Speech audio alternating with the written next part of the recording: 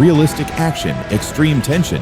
CVP Secrets will show you thrilling confrontations, relentless chases, where the line between life and death is just a decision away. This is not just a scene, this is the undisguised truth. If you are ready for a thrilling ride, join us in the battle now.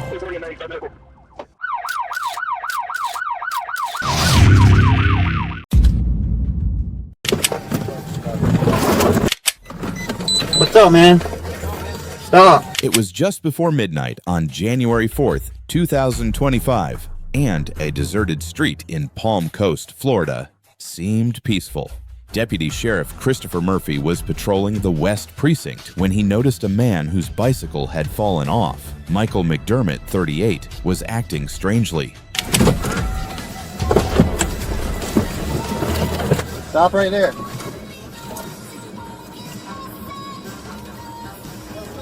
Oh, it's 14 fire. With the mic on the bike.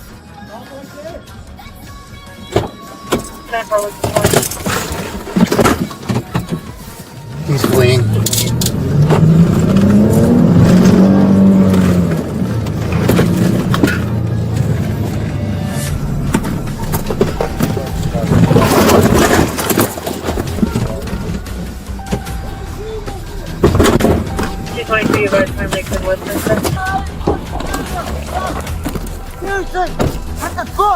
When approached, McDermott fled and was subdued by Deputy Chief Murphy after a pursuit. A Ruger 9mm handgun was found at the scene, and although he had been arrested on multiple felony charges, more troubling was the fact that he had been released from prison 3 weeks earlier with a lengthy criminal record.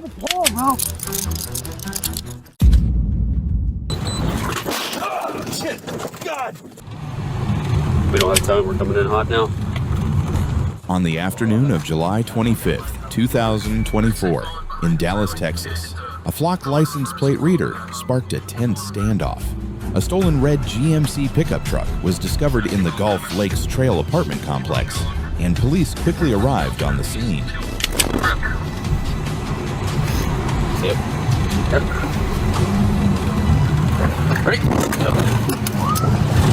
Driver Damon Price attempted to crash into a police car in an attempt to escape, while Eric Lampkin Scarborough escaped with a modified handgun in his hand. A tense chase and gunfight ensued, resulting in the arrest of all three suspects, one being injured and another suspect escaping. Oh, shit! God! Oh, shit! God damn it! Good? Get up! God! Go to God! Fuck! Shit! God damn it! You good? Oh shit, that's a Mario. What? Get up!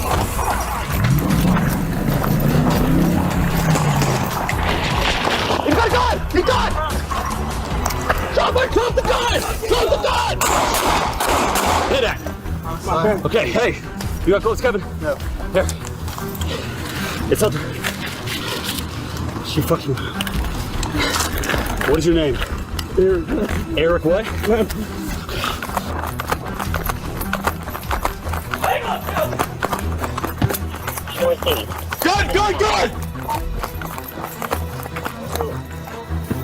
He's running north! He's running north! He's gonna be running west of the complex. Headed towards the David Buster. He's stopping. He's wearing all black jacket. He took off his hat. Black male. He dropped his gun over here. By the building. Shots fired. Shots fired. Shots fired. Shots fired. Stay on the fucking ground. Don't fucking move. I don't go with Kevin now. He's got the shooter. Go! 4 guns were recovered and no officers were injured. Don't fucking move. Moore, and Lampkin Scarborough all faced multiple felony charges, including murder, assault on a public servant, and possession of a prohibited weapon. The incident highlights the growing danger of armed escapes in major cities. To the fucking ground. I'm not gonna beat it. I'm not gonna be aggressive. You already fucking were. And you're on the fucking hand.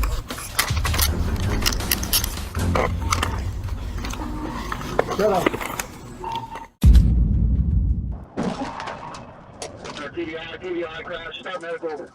On the afternoon of December 31st, 2024, in Oklahoma City, a high-speed chase ended the year in dramatic fashion. Kayla Cervantes, 35, a wanted felon, was spotted in Moore. When police signaled her to stop, she sped off, setting off a dangerous chain of events that spanned several blocks. 40. West on service road, westbound.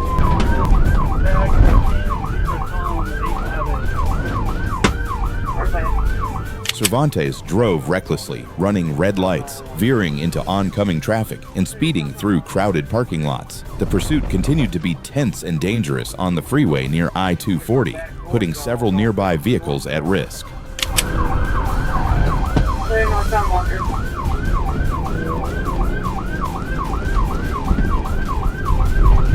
Through the Casey's gas station parking lot. Now Johnny's still in the parking lot.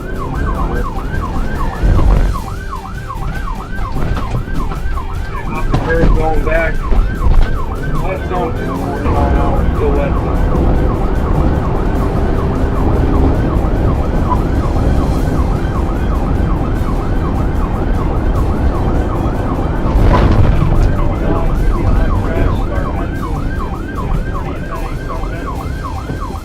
The pursuit ended when Officer Moore executed a precise TVI near I-240 in May, causing Cervantes' vehicle to roll over. She was given a medical evaluation before being taken into custody. Cervantes faces multiple warrants, including drug and trafficking warrants.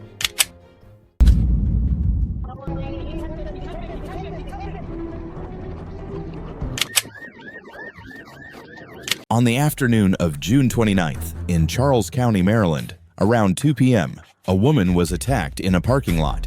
The suspect violently stole her car, setting off a chain of events that far exceeded any typical chase scenario.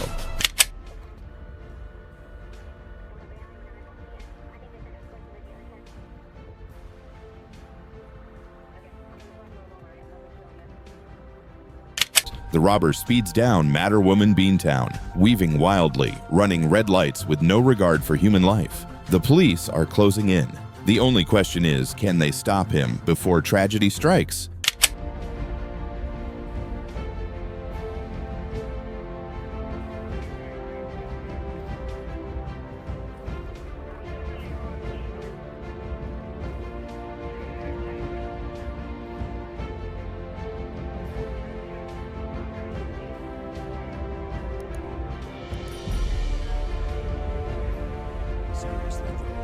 Many people fail to understand that giving way to police is not a choice. It is an obligation. In a life or death chase, every second counts. Your hesitation could cost an innocent person their life. Give way before it is too late.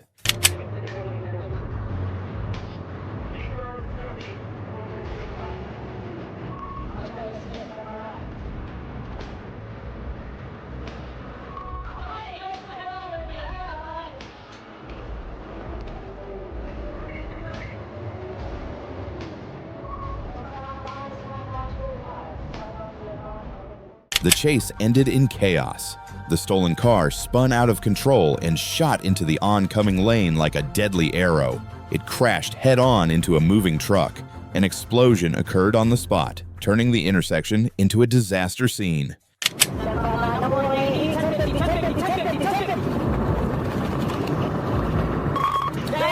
Park and ride.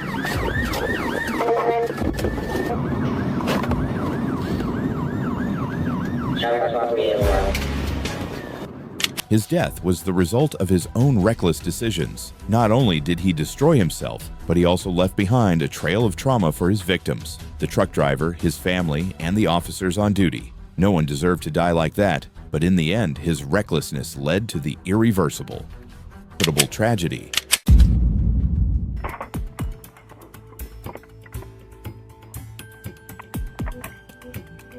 How desperate would you be to call the police to save your daughter? That was the bitter choice a Strongsville, Ohio, mother made on August 26, 2023. Fearing for her 19-year-old daughter who was driving drunk, she called the police. But what happened next exceeded all expectations.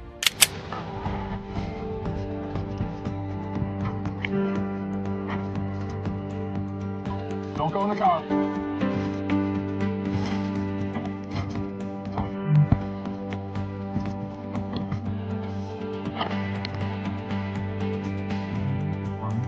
Okay, stand still. No, keep your car. Okay, see the tip of my finger? Follow it with your eyes and your eyes.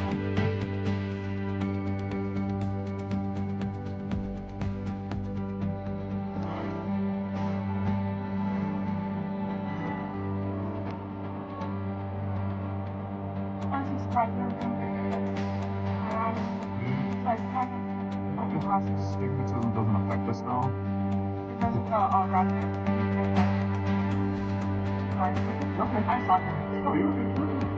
Okay. Do one more thing. Stand right here. Do you have any leg or back problems? I have, I don't know if 4, 5, 6, 7. No, I know. That's not what we want to do. Yeah. Alright, so you're gonna go stay at your boyfriend's for the day and cool down. The police were too lenient. They didn't do the proper searches, didn't check thoroughly. What if she had a concealed weapon? One small mistake could have turned a simple traffic stop into an unrehearsed tragedy. Stand there. Can I look? Stand there. Stand up behind your car. Don't move. Mine. It's on your front seat with the rolled up dollar bill. And based on my training experience, I'm pretty sure that's so you're on the phone with your mom, you're all angry, you're all worked up, and you have a bag of the rolled dollar bill right next to you on the front seat, and you're telling me to believe that you didn't use anything.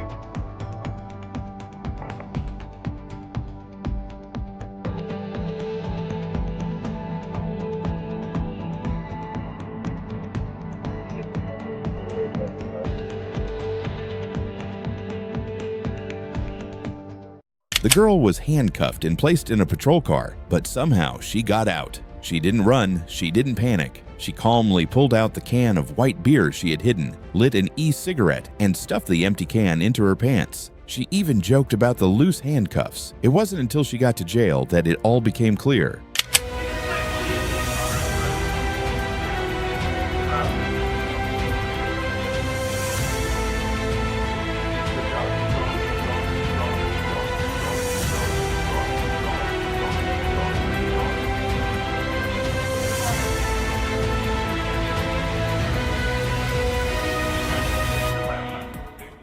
At the jail, her blood alcohol level was tested, 0.219%, nearly 3 times the legal limit. But instead of checking further, Officer Glover led her out to take another puff of vape. It was a moment that made people not know whether to laugh, be shocked, or fear for the entire system.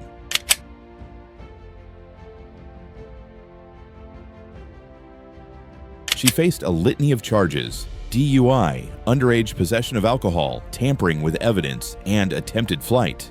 Serious charges, but the sentence was surprisingly light. The question is, how are we handling DUI cases? And does the phrase, "let's do it again," reflect a system that doesn't take itself seriously?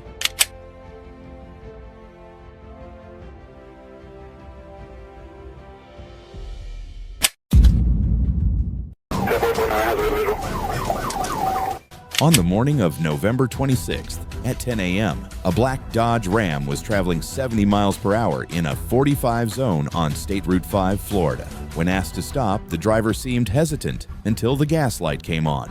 He hit the gas and fled, and embarked on a chaotic journey across the famous 7-mile bridge. Was hope or despair waiting on the other side?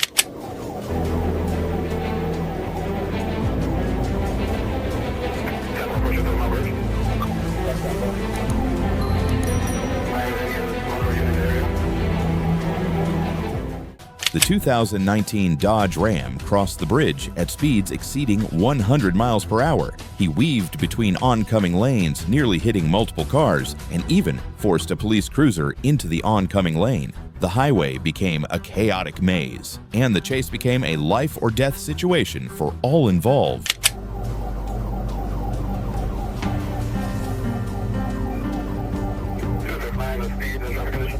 Right now we're full on traffic.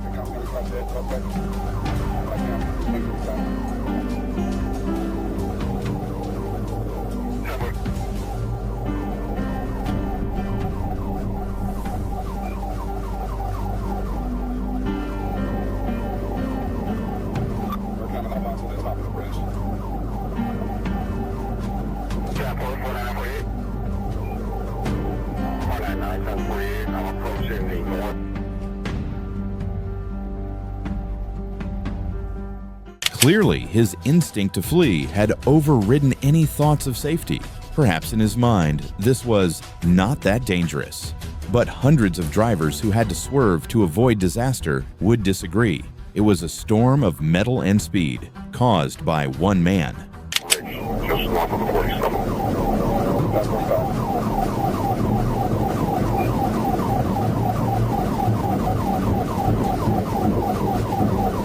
Right behind the road from the sheriff's office. Ryan Monroe, sheriff's office. 1048.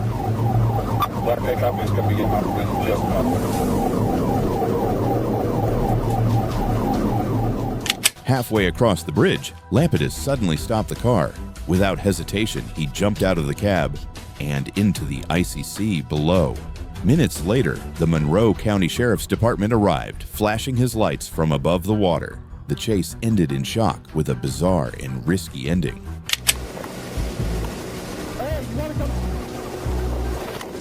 Why did he run? And why did he jump into the sea? We may never know, but it is clear that Lapidus carried a secret that he would rather die than reveal. If caught, the sentence he faced could be far more severe than anything listed in his file. Lapidus, a repeat offender with a suspended license, is now facing charges of reckless driving, fleeing police, and operating while suspended. No one was injured, but the infamous bridge nearly became a bloodbath. And once again, the public is asking, where is the blame? And what can be done to prevent another tragedy?